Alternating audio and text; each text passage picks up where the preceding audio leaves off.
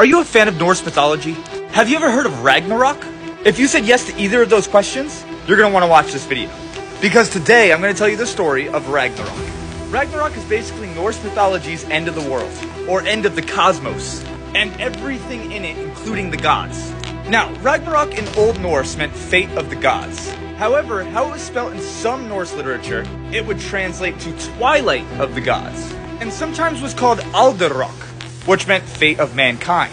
Anyways, let's dive into the beginning of Ragnarok. It would all start with Fimbulwinter, which is why it was so icy in the beginning of God of War Ragnarok, because it was Fimbulwinter. It would be a winter unlike any other world has ever seen. Ice will blow from everywhere, and the heat from the sun will fail. It would last as long as 3 normal winters, with no summers in between. Mankind would become so desperate for food that mortals would disappear, leaving only those barely surviving. It will be a time when brother slays brother, father slays son, and sons slay fathers. And the wolves, Skul and Hati, the ones that chase the sun and the moon since the beginning of time, will finally catch their prey. And the stars will disappear as well, leaving nothing but a void in the sky. Yggdrasil, the tree that holds the cosmos together, will tremble, and all the trees will fall and the mountains will crumble. The bind holding Fenrir will snap. Jormungandr, the world serpent, will rise from the oceans, spilling water across the world. This will break free a ship called Naglfar, which is a ship made from fingernails and toenails of deceased people, with a crew of giants bent on chaos and destruction. And the captain of this ship will be Loki, traitor of the gods, who had broken free from his chains. If you want to learn about the binding of Loki, click on this playlist. Now before I continue, I have a quiz for you. Why was Loki bound? Let me know your answer in the comments, and I'll give you the answer at the end of this video.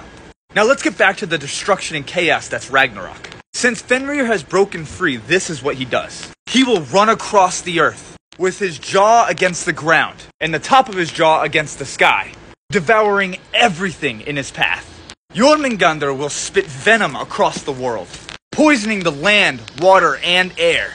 The dome of the sky will split open, summoning fire giants from Muspelheim. Their leader will be Sut, or Suter. He will have a flaming sword brighter than the sun. They will march across the Bifrost, the rainbow bridge leading to Asgard, and the bridge will fall apart as they do.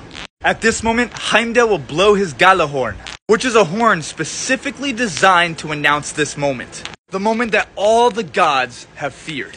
Odin will then consult Mimir's head. And yes, in Norse mythology, he does end up ahead. The gods will then decide to go to battle, knowing exactly what's going to happen. They will all meet on a battlefield called Vigrid, meaning the plain where battle surges. Here, Odin would then fight Fenrir. And along his side will be the Einherjar, the host of his warriors that he kept in Valhalla, just for this moment. However, they will lose. Odin will be eaten by Fenrir, and so will all his men. But then Odin's son Vidar, who's been training for this his whole life, with a burning rage, will avenge his father and defeat Fenrir. Vidar actually uses a shoe that was crafted for this moment, made from all the leather ever scrapped by shoemakers. And he will hold Fenrir's mouth open, and then put his sword through the wolf, defeating Fenrir. A wolf named Garm will fight Tyr, and they will both defeat each other. And Heimdall will fight Loki, going out the same way, losing to each other, ending Loki's streak of mischief. The god Freyr will fight Suter, or Sut, the one with the flaming sword, and they too will defeat each other. And then Thor and Jormungandr will fight. Thor wins using his mighty hammer, but unfortunately he gets covered in so much of Jormungandr's venom that Thor himself does not make it. In fact, Thor is only able to take 9 steps before he falls to his fate.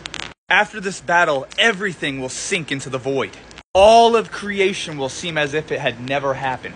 Now, some say that's the end of the story, but others say that there will be a new world, green and beautiful, created by the surviving sons of the gods, Vidar, Vali, Balder, and Hodr, and Thor's sons, Magni and Modi, and one man and one woman, named Lif and Lifthresir, meaning life and striving after life, would have masterfully hidden themselves from all of that, and would have come out after the battle to repopulate the world.